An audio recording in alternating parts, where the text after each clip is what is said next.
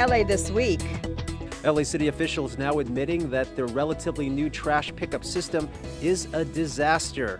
Missed pickups, overbilling, those are just some of the problems.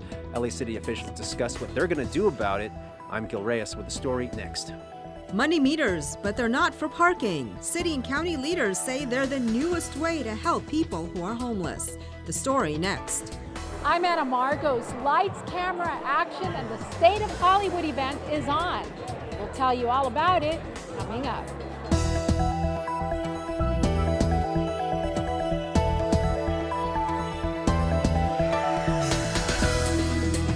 Hello and welcome to LA This Week. Thanks for joining us. I'm Yana Kay. Good intentions, bad execution. Local leaders trash talk the city's new garbage collection system and are demanding fixes to a billing system that's frustrated local landlords.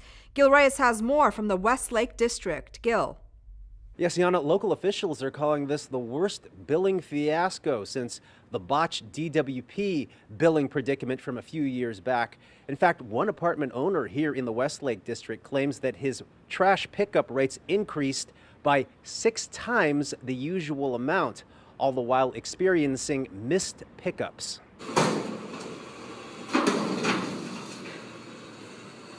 The rollout was abysmal and the repercussions significant. Hollywood Councilman Mitch O'Farrell admits that the city's new garbage collection system stinks. Most of my bills tripled and quadrupled, but one of my bills has sextupled.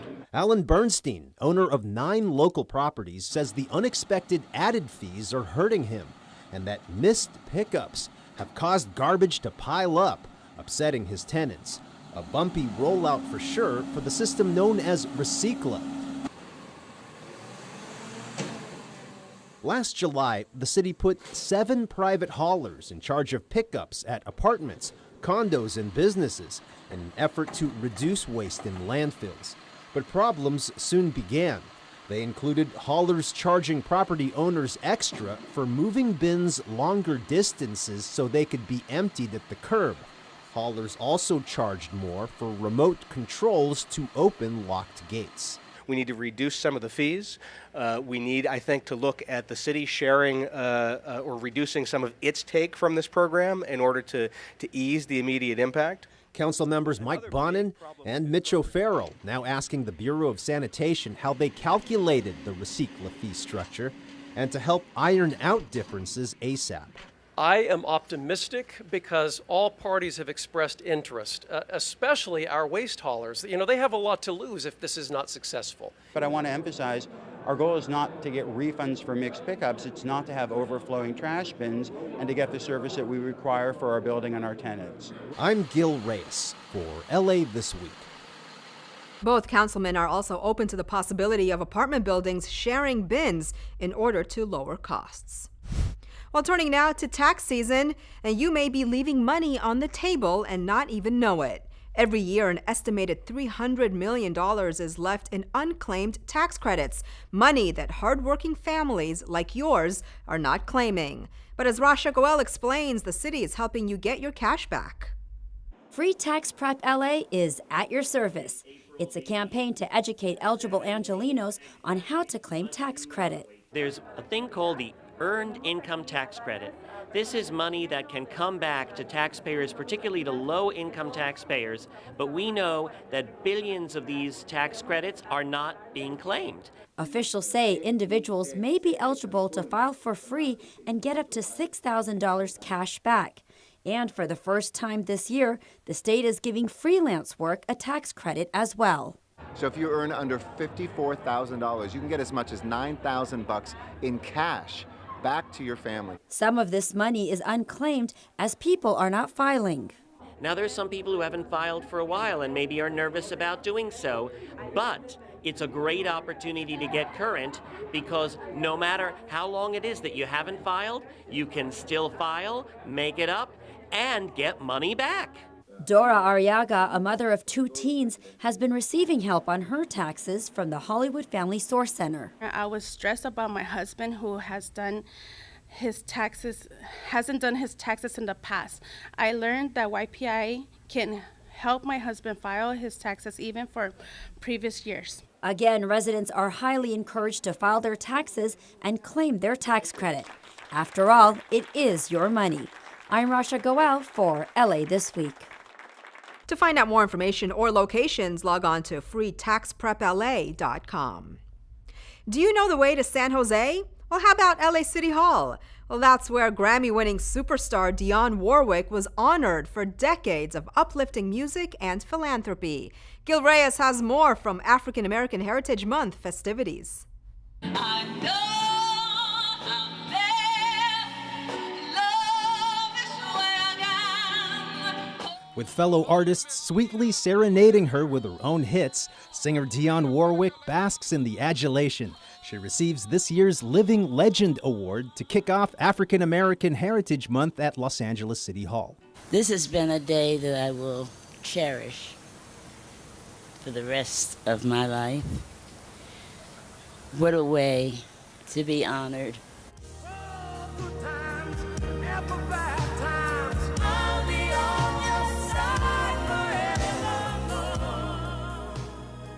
It's the latest accolade for the 5-time Grammy winner, but did you know Dionne Warwick was also the first U.S. Ambassador of Health and a United Nations Global Food and Agriculture Ambassador?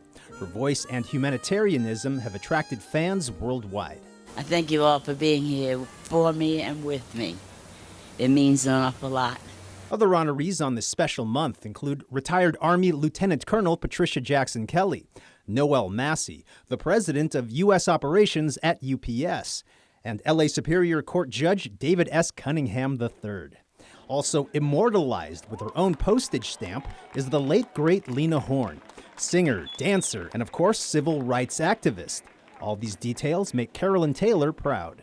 We have done so many things and involved in so many contributions, but a lot of people don't know it. And that's why African American Heritage Month is so important, so people, especially younger generations, will never forget.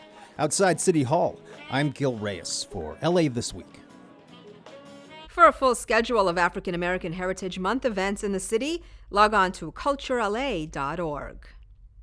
Well, during African American Heritage Month, we're highlighting some organizations in the South LA community that have not only impacted LA's past, but continue to impact our present. One group is the controversial Black Panthers. While some call them heroes, others call them extremists, as armed citizen patrols clashed with law enforcement, leading to bloody confrontations with police in cities nationwide, LA included, though this piece of history is often overlooked.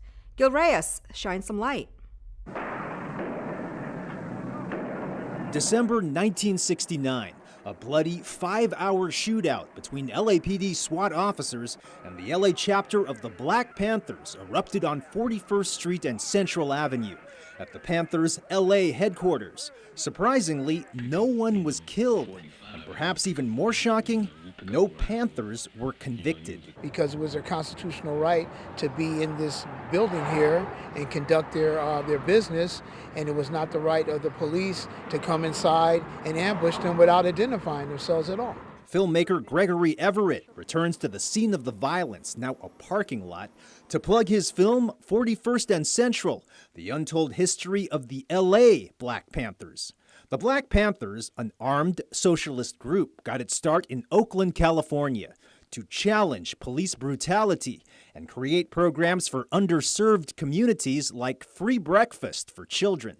But they were also at constant odds with the FBI and local police. LA's chapter was their biggest, and more Panthers from Southern California were killed fighting for their causes than in any other region. Whether it was actually their physical life or their life in jail, you know what I mean, to just be able to fight and protect, people like me. LA artist Enkwani pays tribute to LA chapter founder Alprentice Bunchy Carter. He and another Panther leader were assassinated on the UCLA campus by political rivals in 1969. There's also this tribute to Geronimo Pratt, Panther leader and godfather to murdered hip-hop artist Tupac Shakur.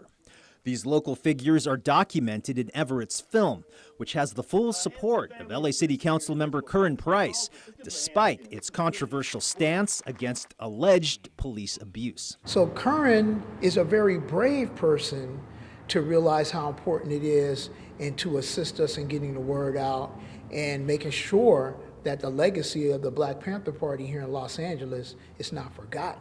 And LA City Council member Curran Price could be pulling even more strings to keep the memory of the LA Black Panthers alive, planning some sort of dedication ceremony here on 41st and Central, somewhere down the road. Reporting from South LA, I'm Gil Reyes for LA This Week. The film occasionally screens at UCLA and remains on the festival circuit. Find out more at 41central.com. Lights, camera, action, and the State of Hollywood event is on. Anna Marcos brings us more on the yearly business get-together and what it's all about. Anna. Yana, as you can see, the State of Hollywood event is a huge Tinseltown affair as Hollywood's movers and shakers gauge the health of Hollywood's economy. I feel really good about Hollywood. It's on the move. The investments keep coming. Hollywood continues a renaissance that started a few years back when it comes to economic development, movie production, and safer streets. Hundreds of business and entertainment people came to hear just how well it's doing. Oh, I think Hollywood is a big draw right now, and it speaks volumes to our community and to people that are supporting the community when you have people like Netflix moving in, and Viacom, and Fender Guitar. These are staples for any business community. Councilmember Mitch O'Farrell shared some of the moves the city is making to improve Hollywood's health. Renewed efforts by the LAPD to reduce crime are working. Last year, there were 2 homicides here, compared to double-digit numbers in previous years. City leaders are planting trees, creating streetscapes, and sprucing up sidewalks and medians. And they have streamlined the permit process for businesses. In Los Angeles, 3/4 of all employees work at what is classified as a small business. City Hall will now play a supportive role for businesses that are of value to the neighborhood. Folks, this is a real achievement, and it's going to help our economy. And of course, Tinseltown's prized movie and TV industry is also picking up steam, with more production staying in town and production studios working at capacity. Hollywood is a proxy for the whole city, if not the whole world, because it's the most famous neighborhood in the world. And when we do well in Hollywood, we generally do well across the city because there's just so much attention here in relation to the economy and jobs, walkability, livability, and safety. And as Hollywood's star grows brighter, it means more business opportunities for everyone who works, lives, and plays here. I'm Anna Marcos for LA This Week. Councilmember Mitch O'Farrell is also celebrating the first homeless housing development to break ground in his district, which was funded by Prop HHH money. Voters approved that measure in 2016. Do you consider giving money to people living on the street but aren't quite sure how to do it? Well, now there's a solution, and all you have to do is feed the meter. Gil Reyes has more from Graham Park. Gil. Yes, Yana, say you want to donate to the homeless. Many of us want to, especially when people approach, but you also want to make sure that the money you give will be put to good use. LA City and county leaders say this is one way to do it. New money meters. 2 of them are already up in downtown, and more are on the way. There you go. Downtown's Councilman Jose Huizar deposits coins in the first of 2 orange homeless donation meters in Grant Park. This meter's next to the children's play area. April McDonald, here with her son, feels safer contributing this way rather than handing a stranger money. It's a good way to make sure that people's donations are used responsibly and are allocated to where they want it to go. Dimes, quarters, any change you can spare goes to a group called C3.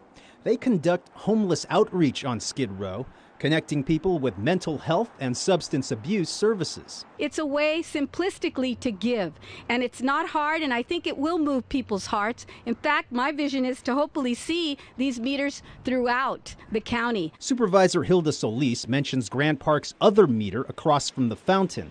The devices are paid for by sponsorships. Sponsoring puts your name on them. And with more machines coming, local leaders expect to raise $43,000 a year on sponsorships alone. In the future, we would like to do what Pasadena does. Pasadena matches whatever they raise with some philanthropic organization, and that allows them to multiply the revenue they receive. In downtown, we'll also have meters at El Pueblo Historic Monument, St. Vincent Jewelry Center, the Alexandria Hotel, and the Hayward Manor Apartments. The meters also take credit cards, and big contributions are tax deductible. In Grant Park, I'm Gil Reyes for LA This Week. Local leaders hope to have 12 homeless donation meters in place by the end of the year. How resilient would LA be in a mega disaster? It was one of the issues city leaders and disaster experts took on as they held their first annual Future of Resilience event. Anna Marcos explains what it's all about. The recent wildfires and mudslides in LA and Southern California brought home the point that it's crucial for Southern California to be prepared and resilient in a major natural disaster. That was the message at this first ever Future of Resilience event. Because people kind of say, well, nobody knows when the earthquake's going to come. But we actually do know this will happen. So this is a combination of what we plan to do, but we hope we never have to. Dr. Lucy Jones, who once worked for the U.S. Geological Survey, got hooked on what she calls science you can use when she helped Mayor Eric Garcetti design LA's master seismic plan, Resilience by Design. She now runs her own center to help spread this usable science. We got to create this program that really got the science used, that led to the first shakeout, that led to me going to City Hall. What began in Los Angeles is spreading on forward. Garcetti says city leaders are now working on technology that will sound an earthquake alert, allowing time to stop trains and critical hospital procedures safely before a disaster strikes. But he says residents should also be working and preparing for mass emergencies on their own. What happens when it all shuts down? Where are you all going to meet? Have that plan with your family. Have that plan in your community. LA is now part of an international partnership called 100 Resilient Cities because staying one step ahead of disaster is a global effort. I'm Anna Marcos for LA This Week. By the way, Dr. Jones's new center is called the Dr. Lucy Jones Center for Science and Society. Well, the mayor calls it the crown jewel and plans to restore the LA River. But what amenities would you like to see in the Taylor Yard River project? As Gil Reyes reports, local residents weighed in during a rare tour of the area. So the site was previously owned by Union Pacific, and it's been a rail yard for 80 or so years. So some of the community members have never been on site because it was privately owned. And so that's another reason that today is so exciting. We're bringing community members to really explore the site for the first time. Residents along the LA River got a rare glimpse of the Taylor Yard River Project, also known as the G2 parcel in Glassell Park. 41 acres, sandwiched between the water and Rio de Los Angeles State Park. The city bought the land last year. The Big Enchilada in plans to restore 11 miles of the river to a more natural state. The goal is to turn what was part of Taylor Yard into a vast public green space. Daniel Edelman favors keeping some of the old structures in place. Lots of nice features from the rail yard built in, because there's lots of beautiful old concrete shapes and stuff that would make for an interesting space to play and just hang out. Expect a bikeway pedestrian bridge linking the east and west side of the river. We could unite Glassell Park, Cypress Park, Atwater, Elysian Valley, and Silver Lake. We could all be united. We could have community events, an American Legion. I'm excited for a new skate park for the kids to come to, a plaza where we could have performances inside and in the summer outside. I would like a big old community tree lighting event because I feel that this land is going to unite us all. All suggestions being considered. Along the LA River, I'm Gil Reyes for LA This Week. All 40-plus acres of G2 won't open to the public for at least a few more years. As a former rail yard site, portions of it are still contaminated and need to be thoroughly cleaned. While the city speeds up efforts to house people living on the street, the intersection of a deadly accident in Pacoima gets much-needed safety upgrades, and a new mural at Pershing Square highlights the beauty of Los Angeles. All these stories in City Beat. A Los Angeles City Council committee moved forward with 2 proposals aimed at speeding up the creation of housing for people who are homeless. The council's Planning and Land Use Management Committee action came despite objections that the proposals could lead to a saturation of the housing projects in some areas, impact the property values of nearby homeowners, or cut the public out of having a voice in local zoning decisions. The proposals are in response to a 20% spike in the number of homeless in the city last year to more than 34,000 people. One proposal would aid the transition of some of the city's hotels or motels into temporary or supportive housing by easing some of the zoning requirements, while a second proposal would cut parking requirements and streamline the approval process for permanent supportive housing projects. City Councilwoman Monica Rodriguez and the Pacoima community honored Saul Lopez, a local teen who died in 2016 in a tragic accident while riding his bike at the intersection of Glen Oaks Boulevard and Vaughn Street. Rodriguez dedicated the intersection as Saul Lopez Square. In addition to the sign dedication, a number of traffic safety measures were installed, including upgraded high-visibility crosswalks, a left turn signal at northbound Glen Oaks Boulevard at Vaughn Street, right arrow yield to pedestrian signage, and other street safety improvements. Officials say these new measures will enhance the visibility of pedestrians and cyclists in the intersection and reinforce their right-of-way. Saul's death really shook our community deeply, and the reflection of the turnout that we have here today from his friends and teachers from Vaughn Charter School, his family, is a reflection of the deep, deep community roots that we have here and the commitment that we all have to make sure that our kids are safe. Pershing Square's most recent mural installation is completed and on display on the corner of 5th and Olive. In collaboration with the City of Los Angeles Department of Rec and Parks, artist David Mitchell Lee was commissioned to design and paint a mural reflective of the wonders of LA. Lee, an accomplished artist, worked diligently to depict many familiar sights around LA, including the Hollywood sign. Iconic attributes such as palm trees interspersed in between skyscrapers amid a clear blue skyline provide the audience with staples of the city while confronting the possibility of interstellar travel. Lee's mural will be on display through June 2018. It was a night of celebrities at City Hall, all making a serious pitch for truth, free speech, and a free press. So how does the cast of The West Wing, the story of all the president's men, and our current president all fit together? Anna Marcos explains. The Post has maliciously sought to give the appearance of a direct connection between the White House and Watergate, a charge which the Post knows to be false. That was just before the biggest political corruption scandal in U.S. history broke during the Nixon era in the 70s, as Washington Post reporters Bill Woodward and Carl Bernstein cracked the Nixon case wide open. You sure Deep Throat won't confirm? He won't confirm. And now the Watergate story comes alive for one night at City Hall as the former cast of the TV show The West Wing reads from the screenplay All the President's Men. Organizers say the times we're living in call for it. They draw similarities between our current president's war on the media and then President Richard Nixon's anti-media views.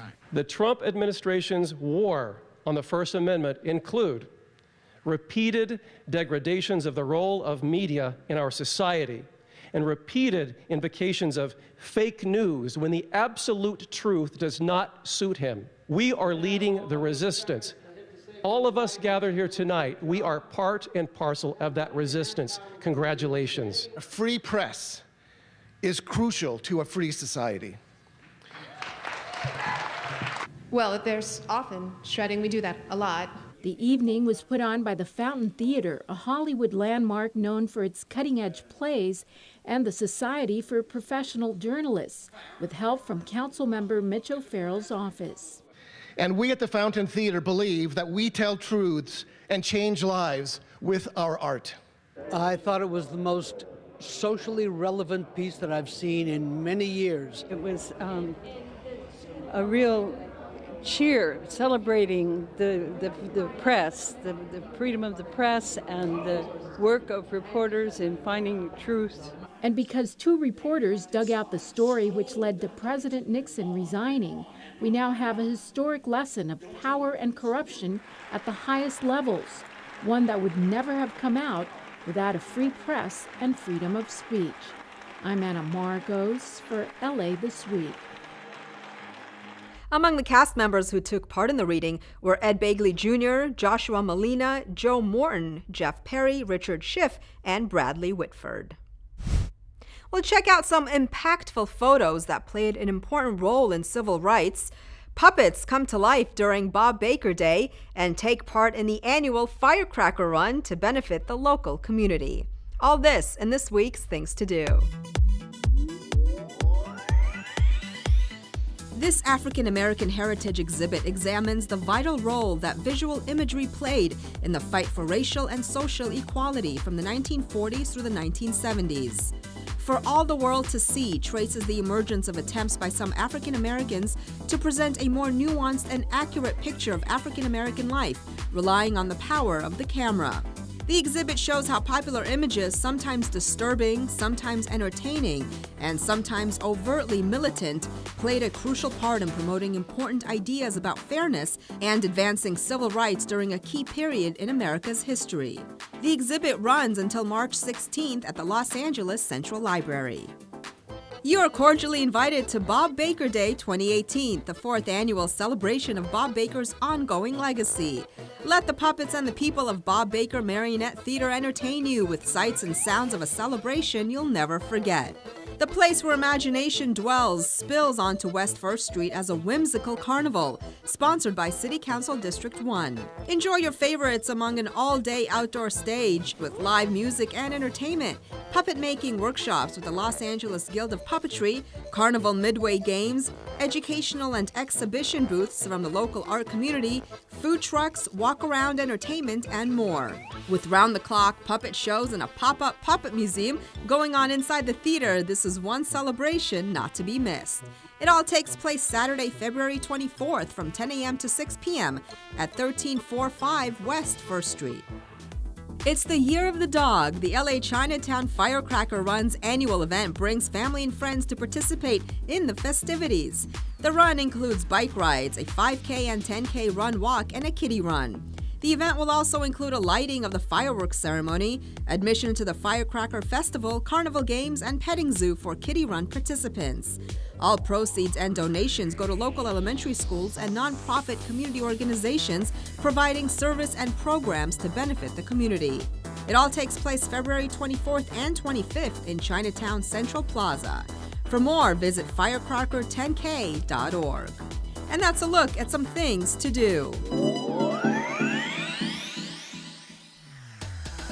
Well, that's going to do it for this edition. I'm Yana Kane from all of us here at LA This Week. Thanks for joining us. A reminder that you can catch us online at lacitv.org. You can also follow and like us on Facebook. We'll see you back here next week for more of LA This Week.